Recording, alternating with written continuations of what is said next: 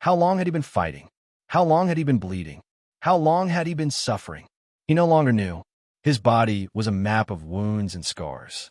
Once his eyes had been a clear sea green. Now they burned red from rage, death, and endless bloodshed.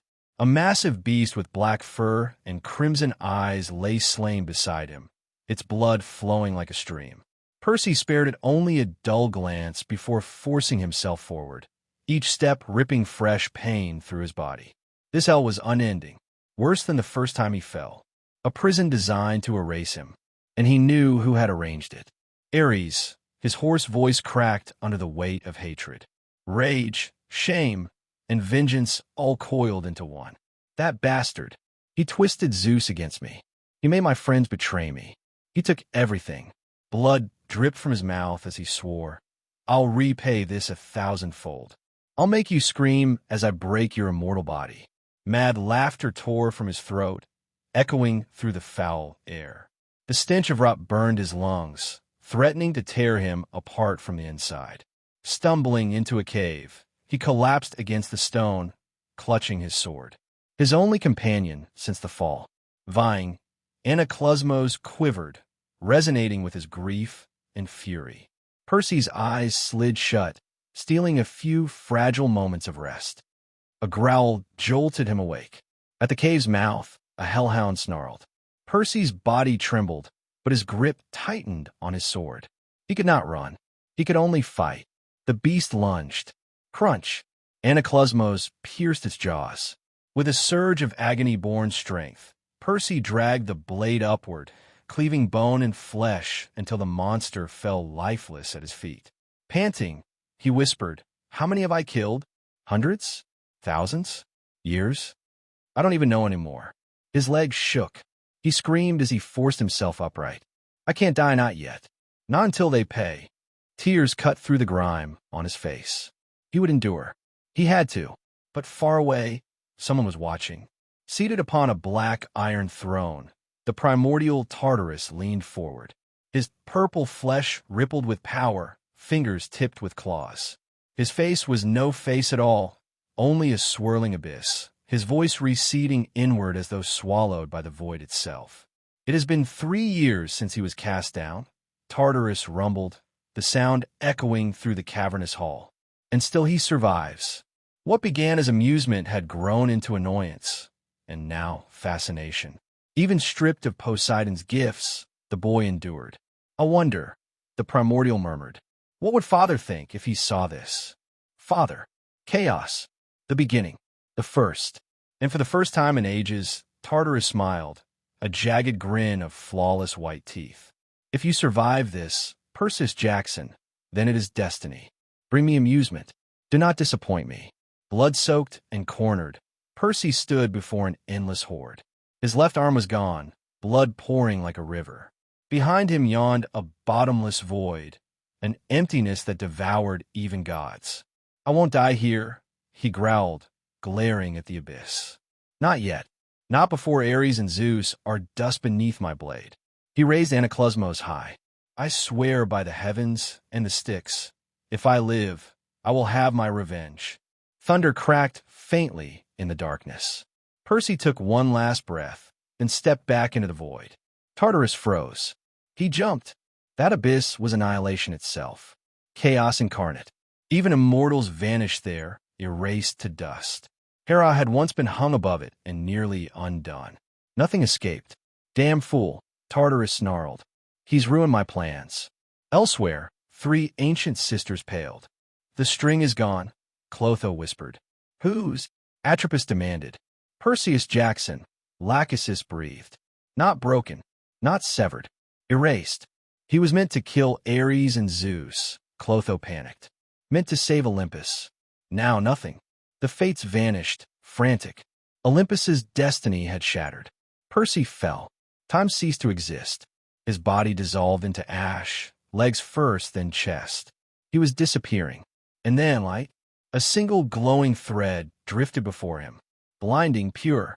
It pierced his body just as he smashed against something unseen. Crack! Boom! He coughed blood, writhing in pain. To his disbelief, his wounds were healed. His arm still gone, His legs turned to dust, but he lived. And when his blurred eyes cleared, he realized he had not fallen into oblivion. He was in a temple. White pillars stretched upward, flawless. Statues lined the hall. At the end stood a throne, half radiant light, half abyssal black. Percy dragged himself forward, broken yet alive. And just as despair whispered to him, a blinding brilliance bloomed before his eyes. Percy raised his one good arm and shielded his face from the sudden, blistering light. It hurt, the brightness, the heat, because everything hurt. He was tired of not knowing where he was, tired of the ache that never left, tired of being dragged along by a fate he didn't understand. He wanted to scream. He wanted to curse. He wanted to break down and finally let himself cry. But there were no tears left to shed and no words strong enough to carry the hatred he'd already bled out. All he wanted was a single, stupid moment of peace. When the light eased, he slowly lowered his arm. Someone else stood in the temple now. The weariness in Percy's eyes hardened into something else, sharp, lethal. He had one limb and barely any strength, but his stance straightened. The killing intent around him tightened like a drawn wire. The figure was an old man, neither very tall nor small, wrapped in a white robe trimmed with black and gold. A hood shadowed most of his face. Only a silver ribbon of hair at his brow showed. Time cupped his features, wrinkles, a weathered nose, but his eyes were different.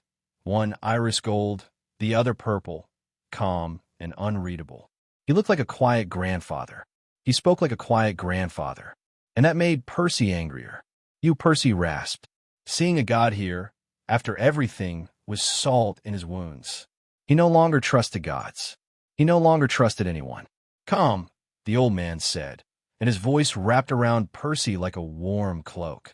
The command didn't soothe Percy's rage, but pushed back the tremor of panic. "I know you don't trust me," the old man continued, lifting a hand. Percy noticed the man's skin, clean, unmarked, as if the world's dirt had never touched him. "But I want to talk." Before Percy could spit a reply, a shaft of green light shot from the old man's palm and struck Percy in the chest. The warmth that followed was absurdly tender, like a mother's hand laid over a fever. Pain rolled through him, then began to unmake itself. Limbs that had been raw and failing knit back together. His black hair lengthened to his shoulders. Muscle filled out where there had been hollow bone. In seconds, the ragged wreckage of a body smoothed into something whole. A dark tunic with purple-blue sigils settled on his shoulders. Black trousers and a matching belt formed around his waist. When Percy opened his eyes, the sea green was gone, replaced by a deep, oceanic blue. The hatred inside him remained, unchanged. "Who are you?" he demanded. "Why did you heal me?" The old man took the two-tone throne behind him and smiled, slow and gentle. "I have many names. Call me Chaos for simplicity. Yes, I am that chaos, assuming a form you can see." Percy stepped back. Anaclosmos rose to his hand from where it had lain on the ground, as if answering his thought. He tasted distrust in the air. He knew he could not beat someone like this. Still, he would not bow. "What is this place?" Percy asked, muscles taut. "A temple I made," Chaos said. "A resting place for divinities whose echoes have vanished from the world." He gestured to the flanking halls, statues of Helios, Selene, and others carved in immaculate white. When a god disperses, pieces of them sometimes drift here for eternal rest. Percy stared at the statues, feeling faint echoes in his bones, ghosts of Apollo and Artemis, then shook his head. "Why help me?" Chaos's smile sharpened into intent. "Because I want your help. It won't be free. I will ease your path in some ways, but I ask for something in return." Percy's answer was immediate. "I refuse." "Wait." Chaos raised a hand, and a table groaned into being beside them, plates of food from a dozen worlds. The smell made Percy realize he hadn't tasted anything but raw meat in an age. He sat, eaten by hunger, and took a cautious bite of a hot dog as Chaos spoke. "In the mortal world, 3 years have passed since you fell," Chaos said. "But in Tartarus, 300 years have rolled by." He watched Percy carefully. It's almost a miracle you lasted. Percy swallowed. 300 years. The number landed like a stone. He grew quieter, but his gaze never softened. While you were below, chaos continued. The gods have been bickering. Zeus wants to reclaim what once was worship, dominion. Poseidon and others resist. Civil war is brewing. When it comes, those left standing could repeat the same mistakes. That is dangerous. Percy chewed slowly, listening without trusting. You want me to stop them? No, Chaos said. I want you to punish them when they deserve it. I want an enforcer who stands above petty entitlements. Someone who can make gods fear consequence. Who can keep the balance and punish true evil. Percy's laugh was short and bitter. You want me to be their nanny? I'd rather rot. Chaos's eyes glittered. Nanny is not the word. Enforcer. Arbiter. The hands that strike when gods break their oaths. The eyes that watch them when their thrones grow heavy with arrogance. How will you make me strong enough? Percy asked. He'd heard bargains before, flattering promises that ended with chains. Because only a power that terrifies can do what you desire, Chaos said. He waved his hand. A shimmering map hovered beside them. A world unlike Earth. This is Doola, a distant planet, richer in vital energy and older in inheritance. It is a higher plane where beings cultivate power through spirit, where godseed legacies remain buried. Train there. Acquire a divine inheritance. Rise. You mean go learn from some other god? Percy said, frowning. From their heirs, from their schools, Chaos corrected. Those gods are not your arrogant Greco-Roman pantheon. Many were once mortals who earned their stations. Some even respect mortal effort. You will train, gather strength, and return better. I will teach you what you must know. I will give you tools to survive. Percy considered it. A whole planet. 10 years, Chaos said, was the minimum to climb to the level needed. A decade traded for a chance at true power. His revenge would wait. That thought prickled at him, but the alternative, staying weak and dying, was no choice at all. How long? He asked finally. Long as you need, Chaos replied. 10 years is the minimum. If you master it faster, return faster. Percy let out a breath, and, after measuring the cost and the one sliver of hope in front of him, he nodded once. Good. Chaos's smile widened, approval in the way he sat back. Then I will begin. Learn what I teach. Survive there, and you will never look at gods the same way again. Percy tightened his fingers around Anaklusmos and felt, for the first time since he fell, something that was not pure hate, a thread of purpose. Chaos had given him a path. Whether it was salvation or another trap, Percy would walk it. He had no other way left. Hey everyone, welcome to FanFic Canon. Thanks for hitting play. I'm thrilled to bring this fan-made story to life for you. If you enjoy the ride and want more narrated fanfics, smash, subscribe, and tap the bell so you never miss an episode. And if you want audiobook of a novel of your choice, join my Patreon. Request any title that's freely available online, and I'll produce a full narration just for you. Now, let's dive into today's adventure. A man with a majestic and cold appearance was looking at a kind old man who was staring back at him without hesitation. To the side of the first man, there were several other people, both men and women, looking on with a trace of fear in their eyes. What could be the reason for your majesty's visit? The first man spoke slowly, feeling a drop of sweat trickle down the back of his neck and then down his back. Despite being a god and the law enforcer of the realm of gods, the Azura God felt a bit afraid in front of the kind old man. He was a god-king-grade god, but above him was the god-king-grade supreme, someone who had refined a god realm into him. But even such an existence would not cause fear to the Azura God, the one who cut the dragon god in half with a single slash. Now, however, he felt fear of the old man in front of him. This old man has let things in the universe take their course. It is only natural. Chaos spoke patiently as he looked at all the gods of the divine realm. Regrettably, the god realm that I am closest to has continued to have disputes of all kinds, causing trouble for the plane it exists on.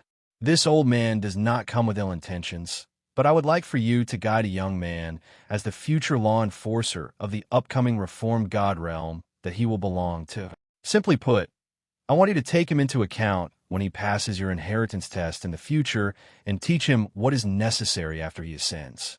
Right now, I will leave him on planet Doola and bestow upon him a martial spirit to train. You don't even need to help him in his life, just guide him when the time comes. The Azura God slowly nodded. I can do that. That is good. Chaos nodded with a sincere smile before turning around and disappearing as if he existed. Azura let out a breath he didn't know he was holding and looked to both sides, noticing that his fellow gods were in a similar situation. That old man completely exceeded our image of the divine, the sea god said through gritted teeth. I suppose he could be considered a kind of Azura, the god of destruction said coldly. What do you mean? The goddess of life asked with a bit of fear. Don't tell me you didn't sense it. That old man possessed an attribute of life and death, creation and destruction. He was everything, yet nothing at the same time. The old man was so contradictory, yet correct at the same time. The god of destruction shook his head. For someone like him to ask Azura to guide someone, it means that this young man is a good seed. At the same time, it would give us the opportunity to create ties with this new god realm that will be created in the future. In short, the old man offered us something good, while his problem was solved. A win-win situation. Anyway, I was waiting for an heir to my god position, Azura said with a wry smile. Remember that he will be gone. The sea god smiled a little maliciously at his friend. The old man didn't say when the problems of his divine kingdom could be solved. You know that time in the divine realms passes differently than in the mortal realms. As long as this young man can spend 100 years in the position of God Azura in our divine realm, I will be satisfied. Anyway, he could find another heir by then. Percy looked at the city in front of his eyes with a little expectation. It had been 300 years since he had breathed the air of the normal world, and now it was much better with spirituality hovering around the world. The colors of the world were a wonder to him, who spent so much time in Tartarus, a place that was worse than hell. Inhaling deeply, he smiled slightly before entering the city. All the knowledge about the planet, language, ways of life, training, powers, places, and important people had already been given to him by chaos, so he knew that at this moment, he was entering Heavendo City. Percy walked through the town wearing a black cloak that hid his face. He didn't know why chaos told him it was necessary to hide his face, but it was better to be safe. He was wearing the same tunic and pants the old man gave him, plus now he had black boots with blue-purple details. The streets are quite lively, Percy muttered, noticing the people walking around, chatting, shopping, and living life. The businesses on either side of the street were open, and people were coming in and out of them every now and then. But Percy had no intention of going in and looking at the shops. He walked down the road and left the main street until he came to a place where the houses were, and he kept going until he came to a pretty two-story house. It was cinnamon brown with 2 windows in front and a gate. From the side, you could see a patio in the back with a flower garden. Walking towards the gate, Percy opened it and then took a few steps until he came in front of the main door and put a key in. This house was a gift from chaos along with a bunch of other things that would be useful to him in his new life. When he entered, he saw a hallway cut off from the entrance with a piece of furniture on the right. As he passed through the hallway, he saw a living dining room with a bar separating the kitchen. To the right, there was another hallway with a door leading to a bathroom and stairs to the second floor, where there were 3 bedrooms and another bathroom.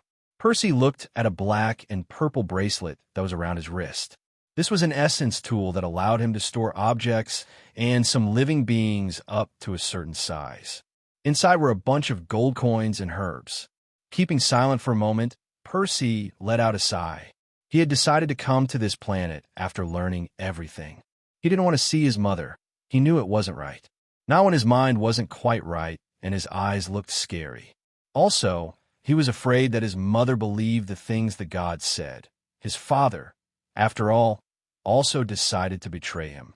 And even if his mother didn't believe in them, he felt scared to see her, Paul, and his little sister who should have been born already. At this moment, Percy looked down at his feet as he released his new power. 3 rings of different colors appeared. Yellow, purple, and black floated up from his feet.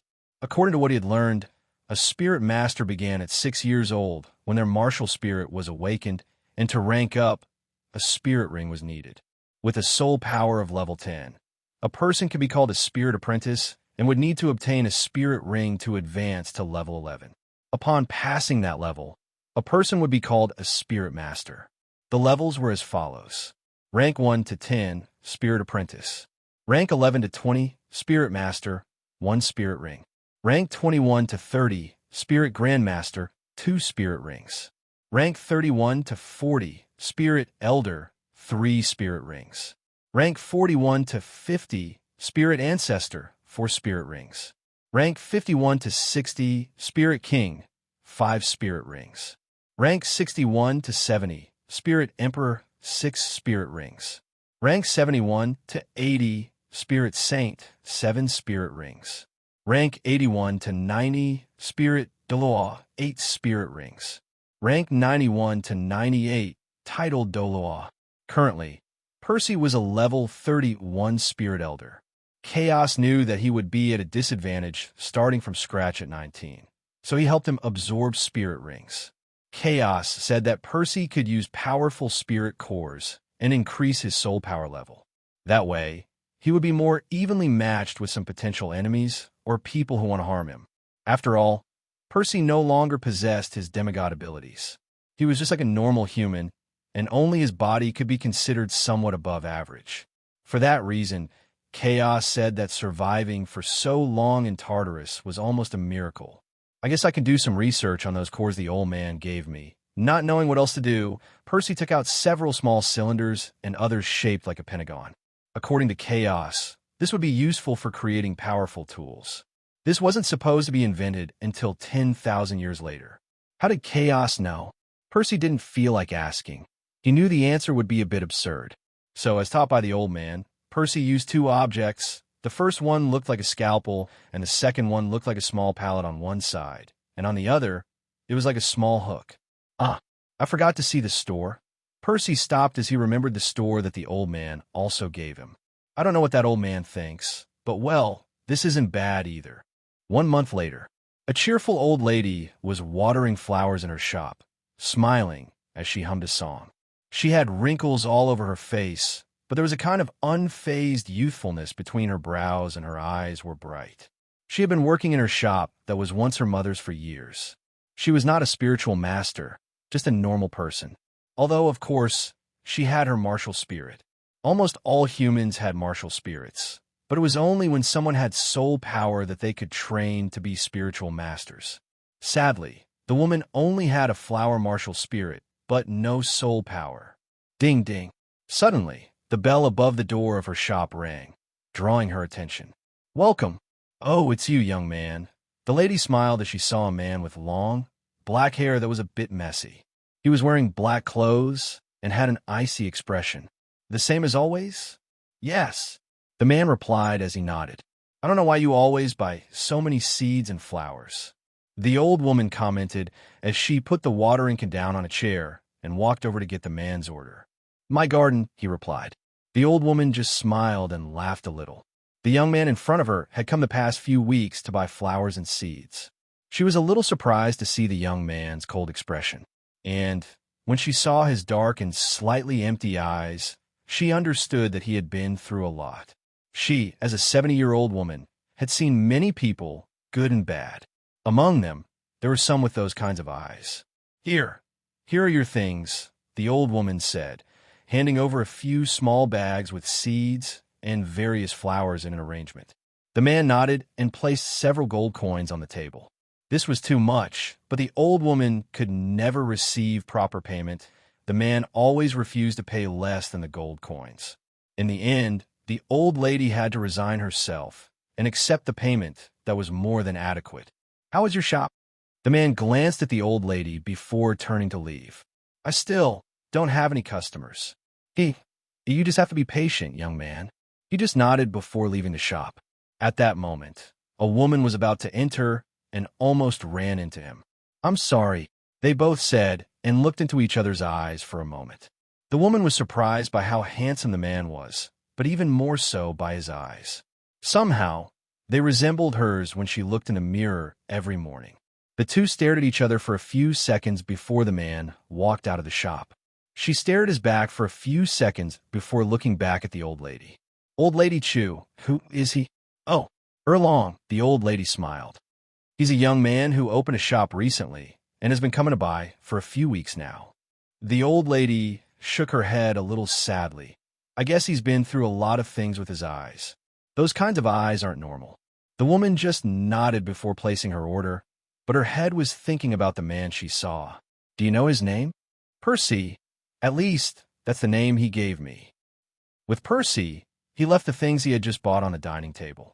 Since a month ago, he started planting flowers in the backyard. There were already some planted, but his yard still looked empty, so he decided to buy more and take care of the flowers. It was relaxing when he realized watering and taking care of the flowers made his mind stop thinking about things that caused him pain and anger. Well, let's see if there are any customers today. Percy shook his head and left his house, locking it and walking several meters until he reached his shop. It wasn't too big from the front, but it had a large space in the back. Percy sold essence tools to store items and also some soul guidance devices that he had put together himself thanks to the old man's teachings.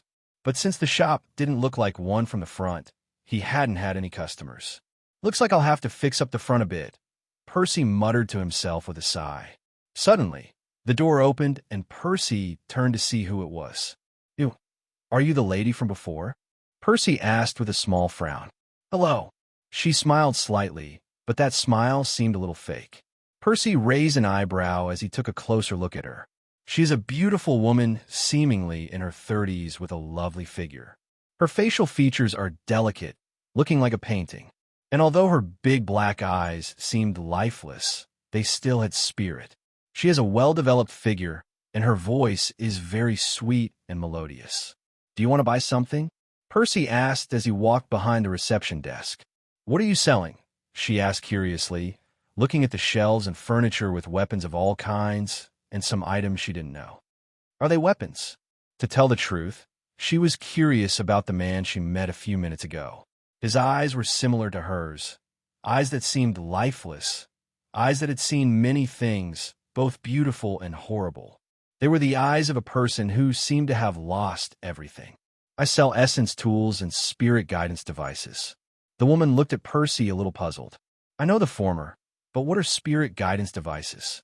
Soul guidance devices, also called spirit tools. They can be classified into two basic categories: short-range and long-range spirit guidance devices. The devices are activated with spiritual power. Upon activation, they can potentially become powerful weapons. The more powerful the spirit guidance device, the greater the spiritual power required. Depending on the spiritual tool, with one of them, even an auxiliary-type spirit master could defend themselves and attack the enemy. Spirit masters were categorized into different types: assault type, auxiliary type, control type, defense type, healing type, and speed type. The titles were self-explanatory.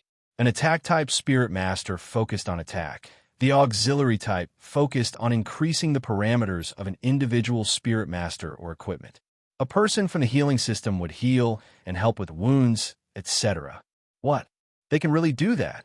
The woman looked with much more curiosity at the weapons of all kinds.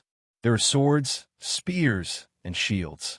There were small things that looked like a handle, others looked like wings, etc. She felt surprised. "Can I try some?" Percy extended his hand behind him. "Pick one, and you can go to the back of the shop to try. The descriptions are under each item." She nodded and began to look at each of the spirit tools.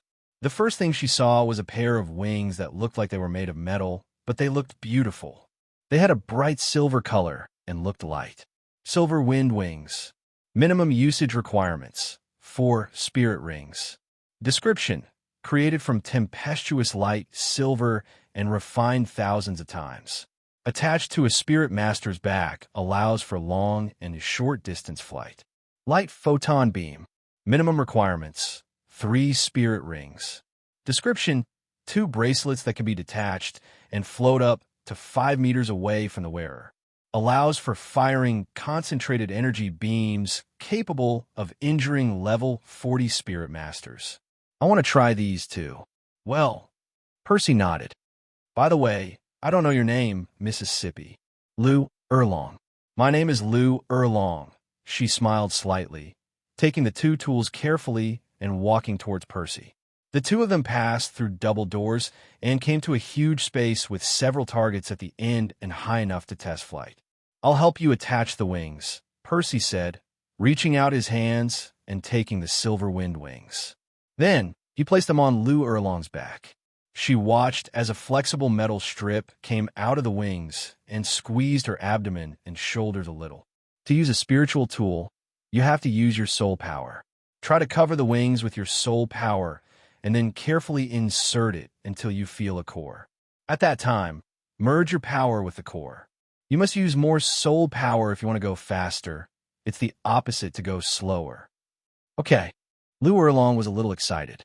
She was the dean of the Blue Tyrant Academy, so if this worked, as the description said, it could help her students a lot. The price wasn't even an issue. As long as she could buy more of these kinds of tools, then she would pay whatever amount of money it was. Lou Erlong controlled her soul power and felt a kind of connection as it pierced through the metal and reached the core. At that moment, a humming sound came from behind her, and the wings lit up with a silvery white color, and she rose from the ground. Seeing her feet floating, Lou Erlong smiled excitedly and began to move through the air, going up and down, moving left and right, increasing and decreasing speed. She moved all around the testing place. Let's try the other one. Muttering to herself, she put on the two bracelets and used her soul power. At this moment, 3 pieces of metal broke off from the bracelet and floated around him before they lit up in a cyan color, and 6 beams of concentrated energy shot forward, creating small explosions. Amazing, he whispered when he saw that the beams had pierced through the metal targets in the shape of people and even shattered them a bit due to the explosions. How much do these 2 spiritual tools cost? Lou Erlong asked forcefully. The silver wind wings cost 1 million golden spiritual coins, and the light photon beam bracelets cost 200,000 golden spiritual coins. Percy replied expressionlessly. I'll buy it. In fact, I'd like to buy more stuff. Go ahead, you can see and try it out. Percy smiled lightly, glad that he could finally sell something. The old man had only given him 1 million gold coins, so he had to get more so he could live more comfortably for the entire time he had to spend on this planet. Getting out of his bed, Percy walked to the bathroom and started to wash up for today. Yesterday was a productive day thanks to Lou Erlong. She ended up buying several spiritual tools and some essence storage tools. In total, she received about 6 million gold coins, so it was a great result. When Percy finished, he went downstairs and started to prepare his breakfast. The bad thing about this planet was that there was no such thing as television or similar things, so he couldn't entertain himself by watching the news or anything similar. He could only eat in silence, listening to the noise of the city outside his house or the birds in his garden. When he finished, he went out to his backyard and started to water the plants. And a curious thing was that because of the spirituality of the world, common flowers grew faster than usual. In a month, the first ones he planted had already grown quite a bit. Unfortunately, the birds would fly away from him every time he went out into the courtyard. Even if his body was reconstructed, passing through Tartarus along with his hatred and resentment caused his presence and aura to be more chaotic and murderous. Percy knew this, and in fact, he didn't know how the old lady from the flower shop wasn't afraid of him. He could understand it from Lou Erlong being a level 70 spiritual emperor. Furthermore, even if she wanted to hide it, she herself was a much more aggressive person than a normal person. Just by looking at her eyes, Percy could tell that. Frowning slightly, Percy sat down on the grass and began to train his soul power. Meditating helped him a little, but it also made him return to his time in Tartarus. So despite doing it several times a day, the cultivation time didn't exceed an hour. After about 50 minutes, Percy inhaled and exhaled heavily before standing up. I'm leaving, she muttered before entering the house and putting on a black shirt with her purple-blue bamboo-patterned robes over her shoulders. However, when she came out, she was surprised to see Lu Erlong waiting. "Why are you waiting outside my house?" "Ah." She was slightly surprised. She had been sitting there watching the people walking down the street, so she didn't pay attention to her surroundings. "Percy, I was waiting because I wanted to talk to you about something." "Tell me." Looking with cold eyes, Percy said with a bit of curiosity, "I wanted to ask you if it's possible to teach others how to make the spiritual tools. I can offer you good pay at my academy." Percy immediately shook his head as he walked down the street. "Impossible. Let's not even talk about my pay as teachers. That can be very easy to fix. But the materials for the cores of the spirit tools and the rest of them are precious. And even if you can get these materials, I would need all the students to know at least the minimum of blacksmithing. Indeed, the first and second batch of spirit tools in my shop are made and complete. But once I run out of them, I will have to find each metal, refine them to the max, and then craft the cores. After that, I would have to do the same for each part of a spirit tool." Percy spoke calmly, but he didn't stop in his explanation. Each word made Lu Erlong feel a little dispirited. "However, if you are able to get me the materials, then I will only charge you the cost of creation and assembly. Can you give me a discount if I buy multiple tools?" she asked. "I can do it," Percy nodded. He didn't mind giving a little discount if she bought several tools at the same time. "But I also want you to patronize my shop in return. I just need more buyers." "Deal." Lu Erlong immediately agreed. Percy nodded once more before stopping and opening the door to his shop. Lu Erlong immediately walked over and began to once again check out the spiritual tools. Percy simply sat on a lazy chair as he crossed his right leg with his left and swung his foot as he took out a book from his bracelet and began to read. "Percy, aren't you planning to sell your products at auction?" "No," he immediately replied and continued. "I'm currently weak considering the powers of the Empire and the world at large. If I auction off any of the tools, it would draw unnecessary intent from the sects, the Imperial family, and perhaps some hidden people." Lu Erlong looked at him and hesitated for a moment to ask something, but after a few minutes, he couldn't resist. "What level are you at, and what is your age?" Percy frowned. He remembered that, in the process of learning, the old man changed the time of the temple they were in. He didn't even know how long he spent learning. But if he counted his time in Tartarus, then he should be about 319 years old. But it was too embarrassing and confusing to say that. I'm sorry. I know that's a bit private." Erlong apologized when he didn't hear a reply. "I'm 19 years old, and I'm at the level 31 spiritual elder rank." Looking at Percy in a bit of surprise, Lu Erlong muttered. After all, being a spiritual elder at 19 years old wasn't a simple thing. Many of the same age barely reached the rank of spiritual grandmaster. So Percy's level could be considered a very good cultivation speed. "Lu Erlong, do you know of any alchemists in the city?" "Alchemist? What is an alchemist?" Percy stared at his book on page 5 without blinking. What he thought was, is alchemy something that will only appear in the future as well? The old man taught him several things, but he only knew that spiritual tools should appear 10,000 years later. Now, that wasn't possible. They just appeared in this time. Never mind. Letting out a somewhat helpless sigh, Percy shook his head slightly before continuing his reading. "Hey, I'm curious now." "Leave it. You'll find out another time." "Oomph." She just snorted in annoyance before picking up 2 spiritual tools on the sales table. "I want these too." Percy glanced sideways and nodded. Light astral shield and snake shadow sword. A total of 700,000 gold coins. "Okay." Lu Erlong nodded and took out several bags of coins before placing them on the table. "We'll see each other another day, Percy." Lu Erlong just snorted as she had no answer. She walked out of the shop and placed the spiritual tools into her bracelet. However, she didn't notice someone curiously looking at the tools before Lu Erlong put them away. The person was being followed by 2 more. "Do you know what this shop is?" Replying to the prince, "This shop is unknown to this servant. The only thing this servant knows is that the shop only opened about a month ago." The person had blonde hair and was dressed in fine white and gold clothes. Her face was delicate and almost looked like that of a young woman. This was one of the princes of the Heaven Do Empire, Shuechinghe. Then let's see. I'm curious as to what is capable of drawing Lu Erlong's attention. A cyan beam of energy shot out from two barrels on the shoulders of a young blonde man. When it reached its target, a huge explosion swallowed up the targets, and black smoke with extremely hot flames could be seen in front of everyone.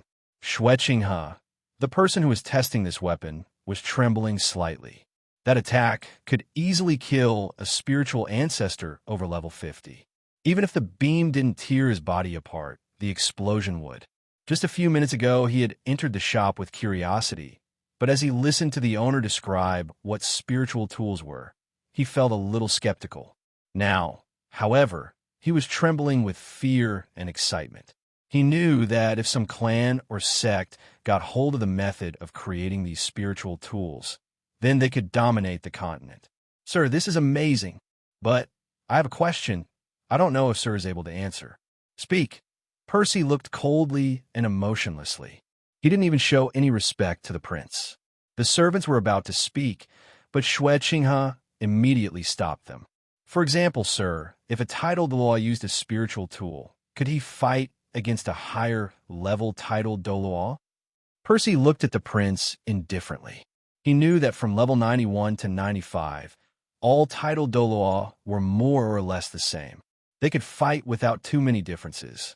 But when one reached level 96, going up a single level was too difficult. From this stage, titled law were called differently, and each level was a chasm that was difficult to overcome.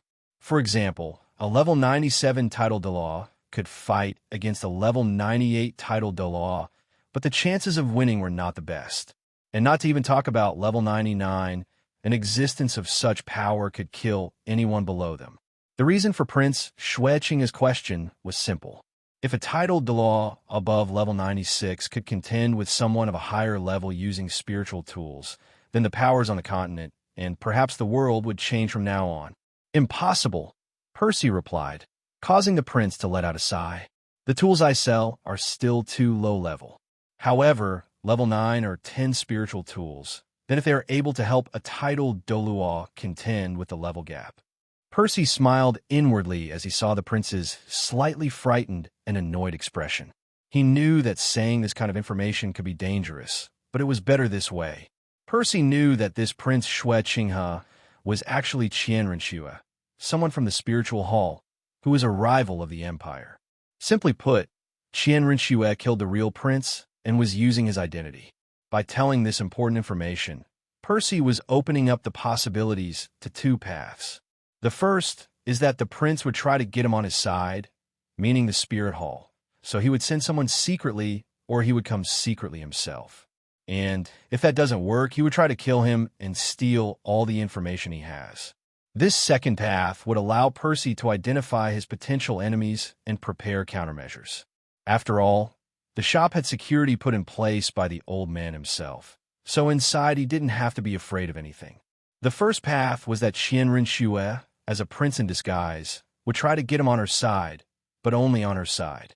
This would also help him learn about his enemies, but also gain benefits from being friends with the prince. And if the servants behind her survive when they reach the palace and are part of the empire, then they will report to the emperor, so he would gain more benefits. In the end, either path benefited Percy, and he had nothing to lose. Then, I'd like to buy some spiritual tools. Do you have the money? Percy asked. The one you used just now alone costs over 2 million gold coins. Xue Qinghe choked a little, cursing inwardly for not bringing enough money. Then, I'll be back soon. Let's go. Yes, Prince. The two servants immediately followed. When Percy saw the girl disguised as a man walk out, he smiled coldly. Next time, go straight through the door. I don't care who you work for. I'll kill you straight up. Percy's eyes turned red as he looked at a dark corner. But, after a few moments, he walked out of the testing room, causing a shadow to jump straight out of the place. Here come the dividing points. In an alley near Percy's shop, a man wearing a dark cloak that hid his face knelt down while holding his throat as he coughed. What was it? He muttered, trembling in fear. When he saw Percy's red eyes, he felt as if he was sucked into an abyss. And at that very moment, he felt a killing intent so absurd that he saw his own death by being slit open. "I have to report to the Emperor," he muttered urgently before beginning to run through the shadows. Inside the throne room, Emperor Shui frowned as he sensed a presence. "Didn't I order you not to report to me inside the throne room?" "It's urgent, Your Grace." The man who had suffered from Percy's killing intent knelt behind the throne and began to explain the prince's visit and his conversation with the shop owner. The emperor's expression was first one of surprise before it darkened slightly. "You were able to sense his soul power level?" "No. When I tried to probe him, I felt a terrifying abyss." "That man is not normal, Your Excellency. You have to be careful when dealing with him. Who knows if he is a hidden dragon? Do you think it's a good idea to buy his tools?" The emperor knew it was a good idea. His empire would gain power to face his enemies. But dealing with such a mysterious character could be the opposite of a benefit. "Your Excellency, as long as he is not offended, benefits can be obtained." The man did not hide the power of his spiritual tools, so he should have no problems selling them at the right price. Although, the man paused for a moment. "Speak. I will not be offended." "Yes. I think it is better for you to go to the shop yourself, Your Excellency." The man, despite being dangerous, I think he would have a better opinion of you if you went to the shop. When he spoke to Prince Shui Qinghe, there was no respect or admiration, but there was no disrespect either. Simply put, he is not a man who is moved by someone's social positions or political power. "Fine." The emperor let out a breath of air. "You may leave, as you command." The man faded into the shadows behind the throne and left the emperor in complete silence, weighing his options. As for the now scheming shop owner, he sat in front of a black and copper cauldron with dragon and phoenix figures on it. The flame within burned brightly as a comforting fragrance filled the room. Percy's eyes were fixed on the fire as he controlled it and used his soul power to mold the ingredients into a shimmering golden pill. When the process was finished, Percy smiled. "Now I just have to wait for the emperor or the prince to come to me. When my identity is exposed, then it will be the time for this pill to shock the world." A sly smile appeared on Percy's cold and handsome face. Qian Rinxue, who was currently using the guise of one of the princes of the Heaven Do Empire, gritted her teeth angrily. Just 2 days ago, she had discovered a shop that sold spiritual tools, items that can make even an auxiliary-type system's spiritual master become strong in battles. She was so shocked by the discovery of these tools that she simply ignored the fact that the emperor might have a hidden bodyguard watching over him. In fact, even if she wanted to kill and get rid of the servants who followed her that day, she couldn't do such a thing. If she did, then she might arouse suspicion, which wasn't a good thing. All of her effort could be lost by a simple action. For that reason, she was always cautious with every movement or expression she made day in and day out. Now, unfortunately, the emperor had decided to visit the shop almost at the same time as her.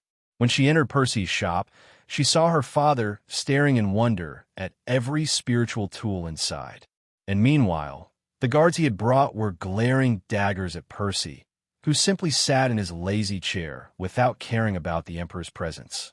"Father, I didn't know you knew about Chief Percy's shop." Shui Qinghe smiled in a bit of surprise. "Oh yes. A servant noticed the shop from outside and heard some rumors. I was so curious that I came to see in person." Shui smiled as he looked at his son. "Bullshit." Qian Rinxue cursed in her mind. Obviously, she knew it was a lie. Percy's laughter caught Qian Rinxue's attention. She looked at Percy, then at the emperor, and then back at Percy. She didn't know how she did it, but only she heard the laughter.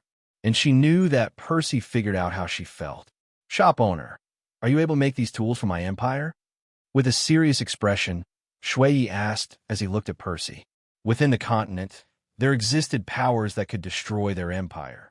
The Spirit Hall had the Elder Hall, where there were several titled Doola of level 95 and above. Furthermore, there were the 3 top clans. The Clear Sky clan was the most remote, mysterious, and powerful. But they were known to have more than 7 titled Doola. And that wasn't all. The Clear Sky clan possessed the most powerful tool-type martial spirit, the Clear Sky Hammer. If they hadn't hidden themselves in seclusion for the matter a couple of years ago, then they would be a pinnacle that even just their presence would make the Spirit Hall unable to move so freely. The second of the three clans was the Blue Lightning Tyrant Dragon clan. Within the three families, it wasn't the best in wealth, and neither was it in power. The clan only had two titled Doola, and only one of them reached level 95. Finally, there was the Seven Treasure Glazed Tile clan. It was the clan with the most wealth, but its reputation lay in the so-called auxiliary-type martial spirit, Seven Treasure Glazed Tile Pagoda. A martial spirit capable of increasing the parameters of speed, attack, defense, and so on. Along with all that, there were two powerful existences in the clan. Jian Sword Doola, Chinexen, a level 96 titled Doola. Bone Doola Gurong, a level 95 titled Doola. These two people, along with the clan's wealth, their clan head Ning Fingji, and their martial spirit made them the current three most respected and powerful clan on the surface. Emperor Shui, of course, knew about it. And even if Ning Fingji was Shueqing his master, he couldn't completely rely on the three clans. The first one was too cunning, the second one was hidden, and finally, the third one contained the most arrogant and annoying spirit masters. He had to be careful and keep his empire from being absorbed by any of the clans or the Spirit Hall. Therefore, these spirit tools were seen as a godsend to him. Gold coins? He could take out millions without too much trouble. Even more so if it was to boost the power of the empire. Make them for your empire? Percy coldly looked at the emperor. Can you give me 10,000-year cold metal? Moon silver? Meteoric metal? Each of my spirit tools are created with precious metals and refined in the forge thousands or dozens of thousands of times.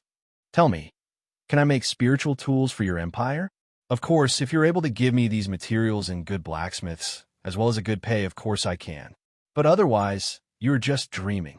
The emperor's complexion turned a little pale and blue. He felt annoyed by the way Percy spoke to him, but listening to some of the metals he required, he felt a little lost. He had heard of such ores, but they were rare. Only the first one had been seen less than 5 times in these past 10 years. Qianrenshua, listening, also turned a little pale. Just those 3 ores were too precious. She knew it, many knew it, in fact. She now had a better understanding of the price of each of these spiritual tools. So it's like this. Shui let out a dissatisfied sigh, but he couldn't do too much. He didn't want to insult Percy either. Him just standing around selling in the city is already good. He just needs to be careful of the people from the Spirit Hall who might come. Although it might be a bit late with Qianrenshua acting like his son without him really knowing. But even so, they both wanted to buy. Percy just snorted a little as he watched the 2 important people continue to watch. He, of course, knew about the top powers of planet Doola, and, in fact, he had a list of people who might be annoying. The first of them was Qian Daolu, Qianrenshua's grandfather and part of the angel family. The reason for this family's name was because of their supreme level martial spirit. An innate full power of 10 was supposedly the most a person could possess upon awakening the martial spirit. But Qianrenshua had 20 soul power upon awakening her seraph spirit. The second person on the list was Bibi Dong, the current pope of the Spirit Hall. She was a woman with a tragic past whom Percy could sympathize with and even understand.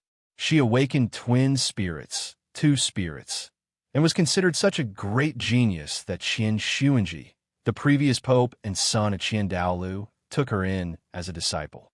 Sadly, the previous pope was a disgusting bastard. In order to ensure that his offspring would be powerful and to destroy any love paths Bibi Dong had, the man forced and raped her. Qianrenshua was what resulted from that. The third power on his list was Tang Hao, and Percy despised him just like Qian Daolu. The man was a titled Doola of the Clear Sky clan, a genius on par with Bibi Dong, who ended up falling in love with a 100,000-year-old spirit beast transformed into a human. However, his wife sacrificed herself when Qian Xuanji attacked them. But how did the Spirit Hall know that she was a 100,000-year-old spirit beast? Even more so, how did they know of her location at the time she was in labor? Percy knew that Tang Hao had leaked his wife's true identity in order to obtain 100,000-year spirit bone and spirit ring. But the moment he saw his newborn son, he ended up regretting everything and walked away from the world of spirit masters, becoming a simple, drunken blacksmith. To Percy, this kind of person was despicable and not even worth a single second of respect. Tang Hao was a hypocritical man, and so he had many people on his list who could be enemies, or allies, who knows what the future might hold. But right now, Percy had no intention of trusting another person. He had already suffered a betrayal that shattered his life. And even if someone were to betray him in the future, he was already prepared for that feeling. However, a betrayal could still cause some of his plans to fall apart. It was better not to trust someone for the time being. Lu Erlong was singing a tune as she watered the plants in her garden.